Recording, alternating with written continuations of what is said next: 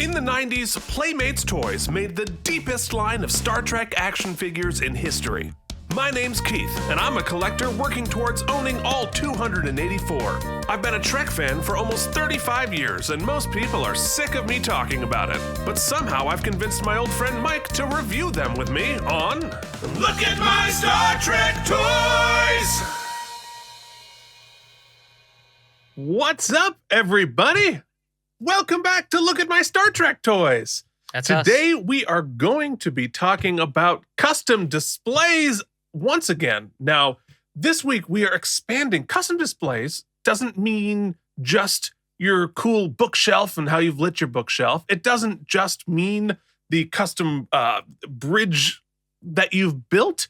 Sometimes it means, I think I've decided to expand it to photography, right? Because sometimes your display should be out in the world. What are you doing with your figures? How are you showing your figures? And sometimes it's some great photography. So we have a little bit of that this week. Mike, how's it going? It's going great, Keith. Thanks for asking. Happy summer to everyone. Great day to play with some toys. Look at some people with some toys. And you know, it's I'm glad to hear this, Keith, this new sort of reframing of what we're looking at in our displays this week, because we have often seen in a lot of these customs episodes really great photography. You know, some excellent setups, some excellent shots. And so I think that putting the focus on that for a minute is a great idea. Yeah, well, I mean, I think that as we've been working on the show, it's been fun to continue to expand our vision, expand the stuff that mainly when we started this, I hadn't even conceived of some of the stuff that you're doing. And it's so cool to see. And you know, that is sort of Star Trekian, right? Infinite diversity, infinite combinations. That includes what you do with your Star Trek figures. And so I am continued to be blown away by the creativity and talent of folks out there. And you keep sending it to me, which I'm delighted every time I get an email at lookatmystartrektoys@gmail.com. If you want to be featured in your customs, in our displays, in your photography, whatever it is, if you want to be on the show, send it to me at lookatmystartrektoys@gmail.com. I read them all. I'm there. I'm seeing them. There's so much cool stuff coming in, and it's been great to sort of make new friends out there. Do you know the best way to become our friend, though, Keith? Oh, do tell. Well, the best way to become friends with K and M on YouTube is to help us out by becoming a patron.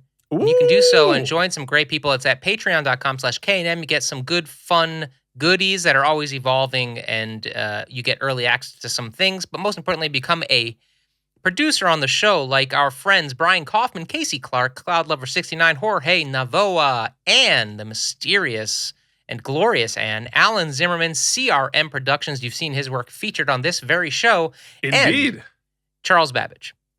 Yes, you can find them once again at patreon.com/K&M. Spell out that and. Please do. And if you haven't already, I'm assuming if you're watching this, chances are you already have. Give us a like, give us a subscribe.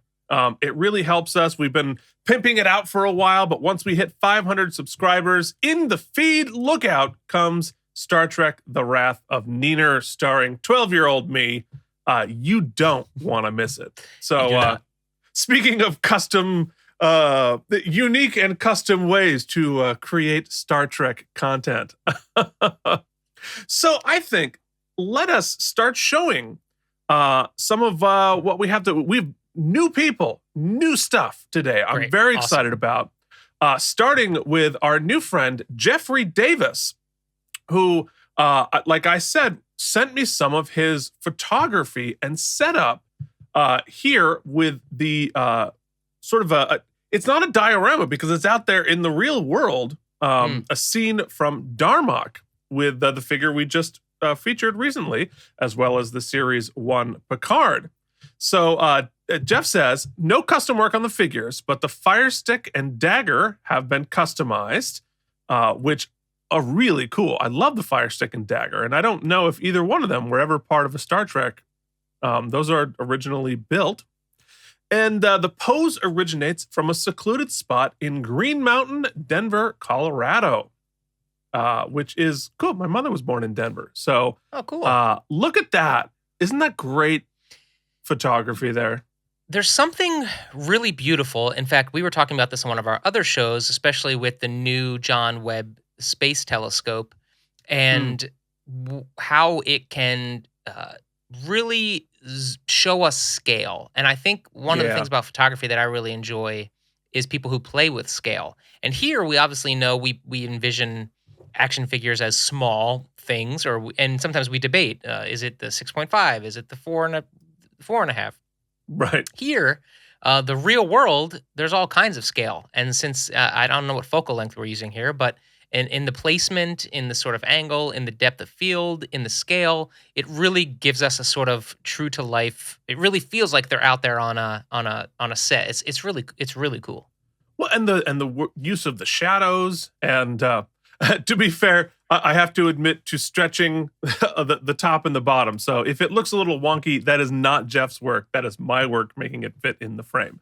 But the ability to pick up the shadows, which help the scale so much, because obviously dealing with sunlight. And so you have these beautifully consistent shadows throughout with the stones and the sand.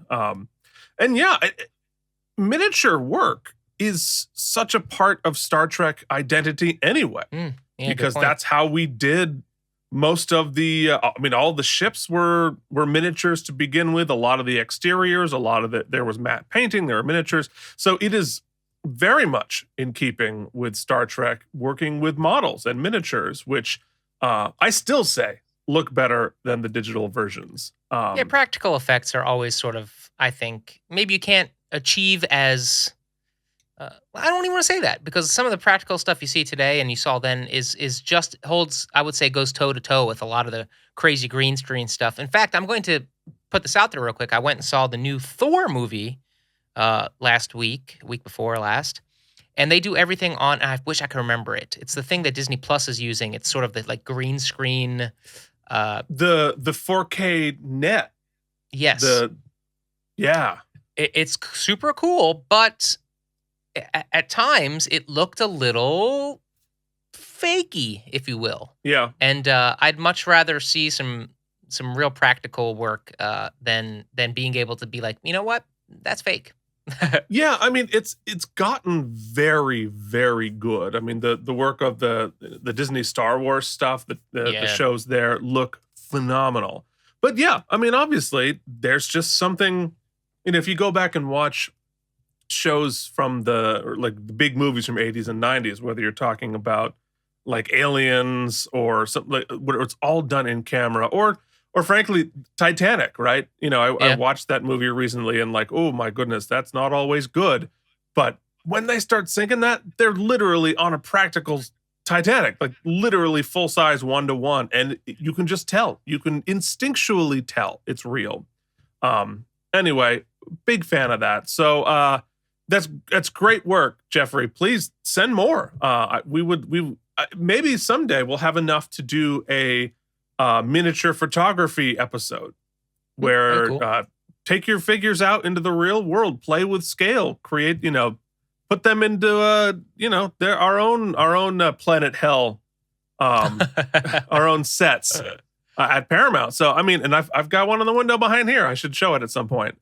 So cool. Anyway, let us continue. So our next one is much more elaborate. Not in the sense of like cooler. I just mean in terms of the design into this is from our new friends, Jeff McKelvy and his wife, Kim, at 3dtrekker.com.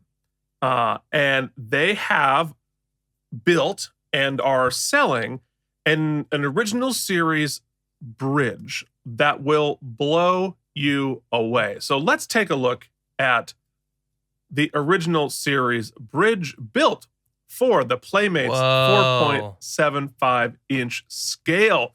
So this is 3D printed and built in modules. We got a bunch of pictures here. So our friend Colin Dagan sent this as a he had purchased this, and then I reached out to Jeff and Kim at 3dtrekker.com.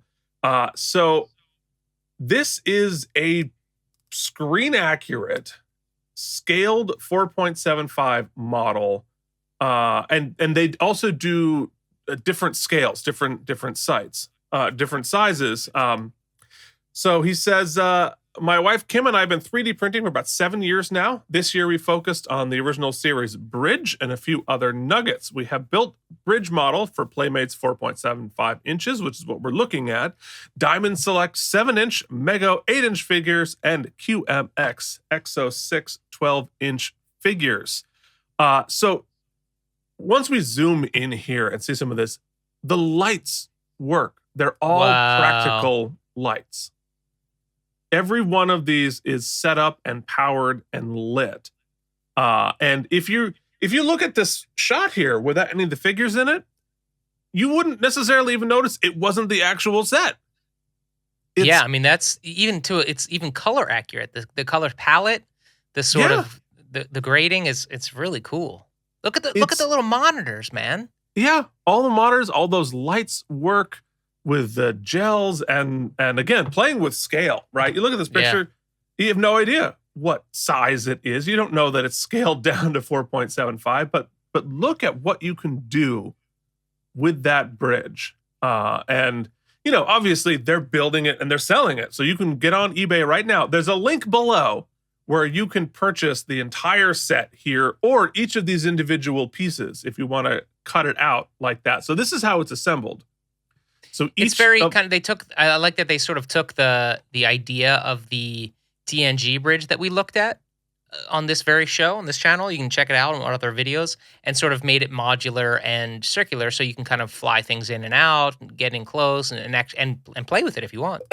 Which is actually pretty much what they did on the real set, right? Yeah, right.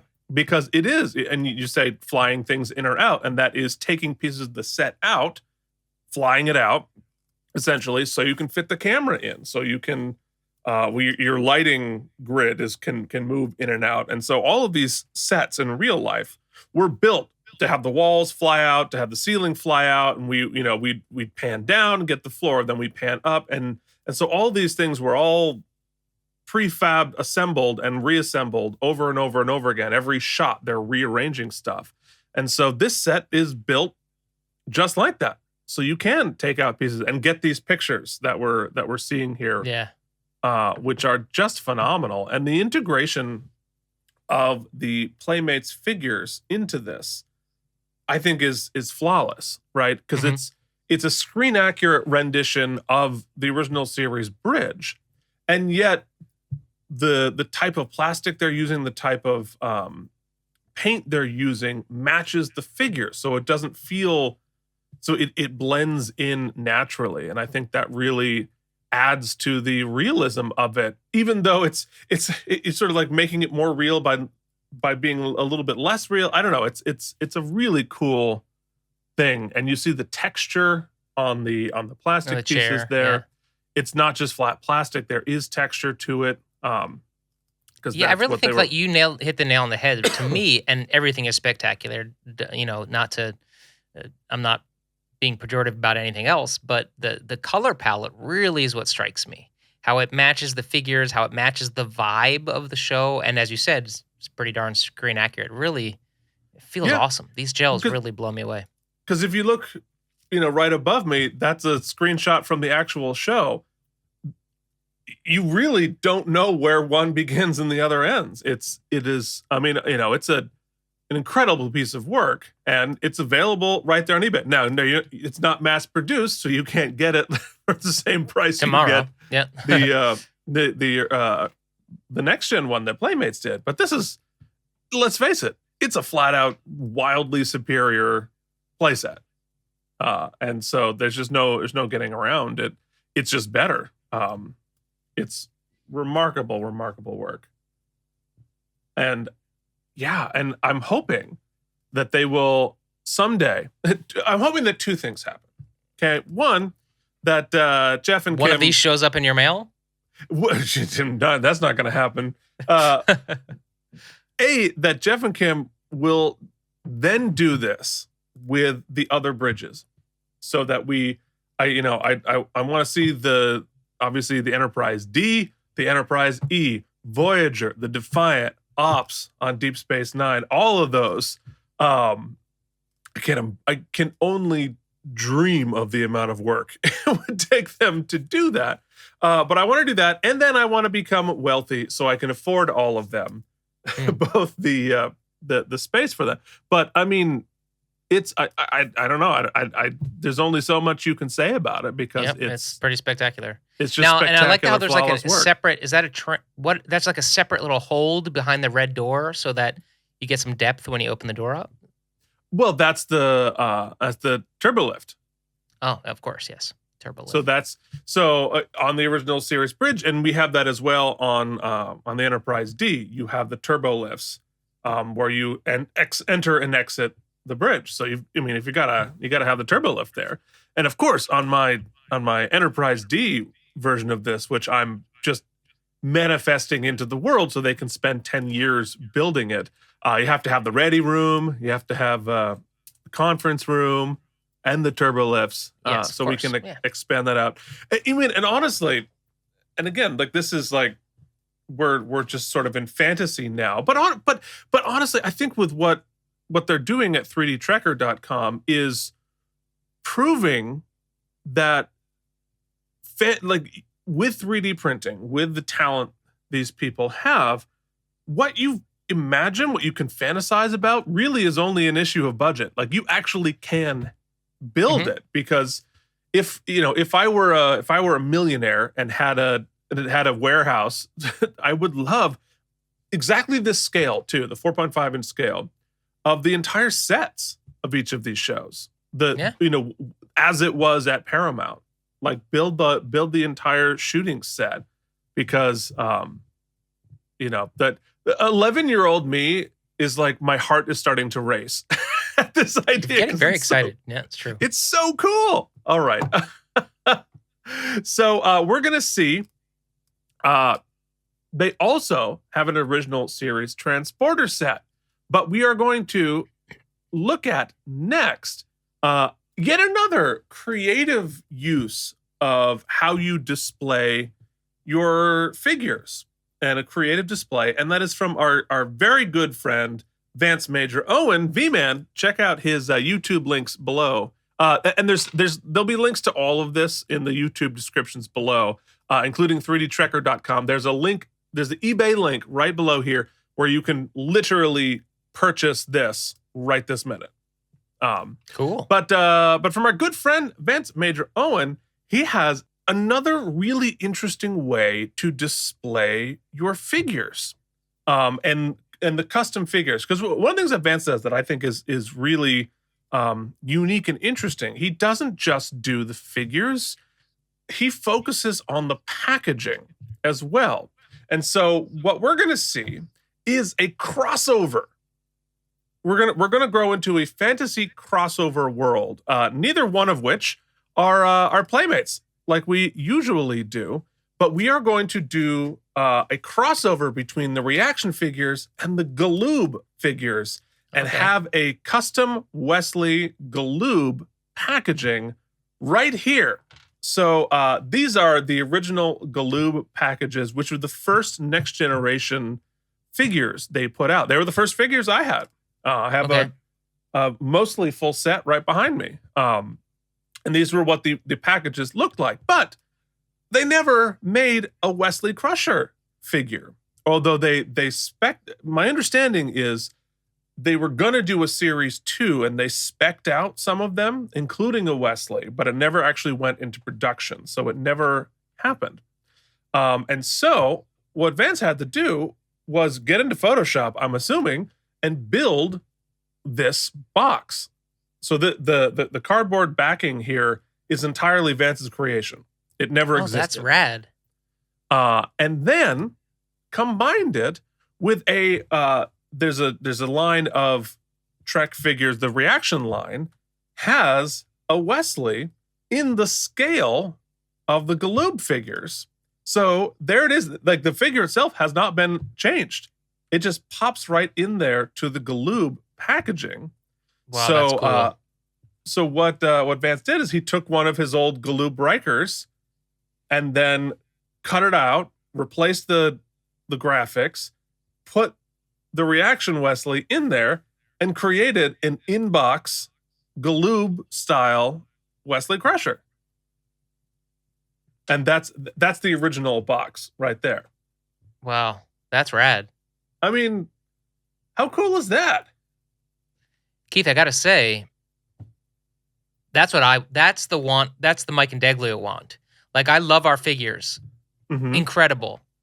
Favorite thing that I own theoretically, because Keith still has it. It's right here. It's on my desk. It still lives on my desk. I want a box for it too. Now that I'm seeing this, and you can see the sort of like that. Now the machinations of the mind are going, and I want a rad box. I want custom box.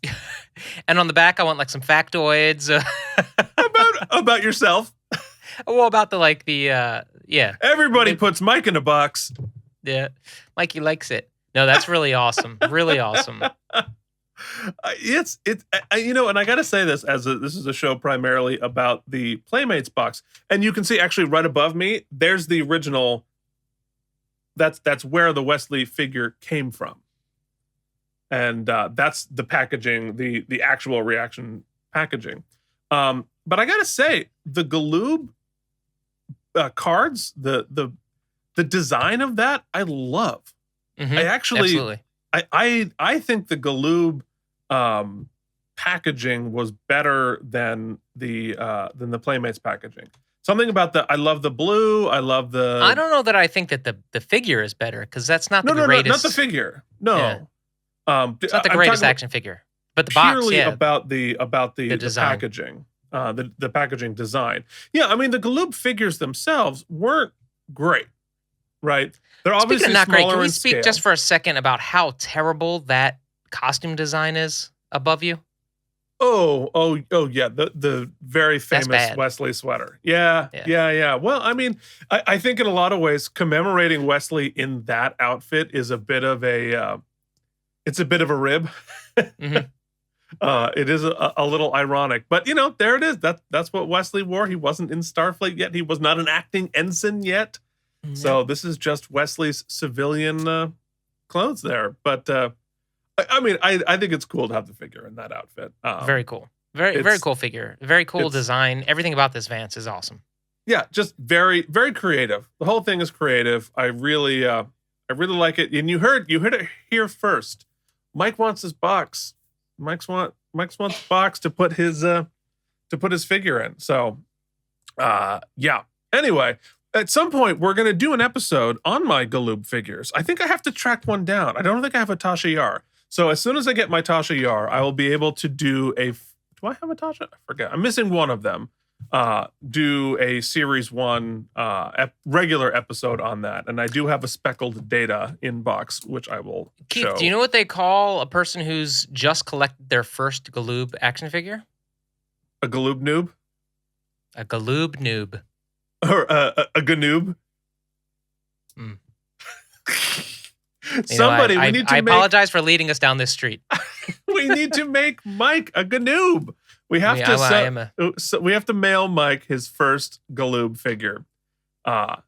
Anyway, so very cool, very cool. All right, so let us go back into our 3D Trekker universe and show, because they have another set right here available that they sent us, and that is the original series transporter room. It's every bit as cool. That's still Wesley. Yeah, I was got to get back through. There it is. There it is. There once again, perfectly screen accurate, lit. Yo, that is really, really cool. Does it make the sounds? I would imagine so. I don't actually know. But if you look at the screenshot right above me, and then there it is. The set itself, it's flawless. It's perfect. Was the room carpeted? Yes. In fact, most and I'll tell you exactly why. because sound dampening. Sound dampening. That's exactly right. Gene Roddenberry didn't want the clunk, clunk, clunk of the feet on the metal, and frankly, like it wasn't even metal; it was plywood, and so you'll frequently they would have to ADR stuff because of the clump, clump, clump, clump walking down the plywood, and of course the doors. Those are just plywood pulled with actual ropes, and so with the, as I've mentioned 1,000 times before, because it's the only thing that makes me cool. When my family worked on the show, and sometimes I would see I'd go into the studio while they're working on it, and you'd see the original cuts of the episode that they're working off of before the sound is done, and you hear clump, clump, clump, and you hear the plywood and the before all of that gets removed and replaced. It has a very we talk about how sound is so important, right? But when you hear plywood, it breaks the illusion, right? And the sound can break the illusion every bit as much as the visuals. Anyway, back to this set here.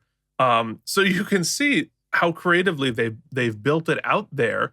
That's just an LED remote we all have for our little candles for Christmas and our Christmas trees, that kind of stuff. And I don't know what's in the box there, whether that's a battery pack. I know I've got 100 of them sitting around here somewhere. So this is all 3D printed with stickers, I'm assuming, and LED lights in there somewhere. Again, the other thing that I find so impressive about people when they're 3D printing, they have to build not just what you see, but the infrastructure behind it.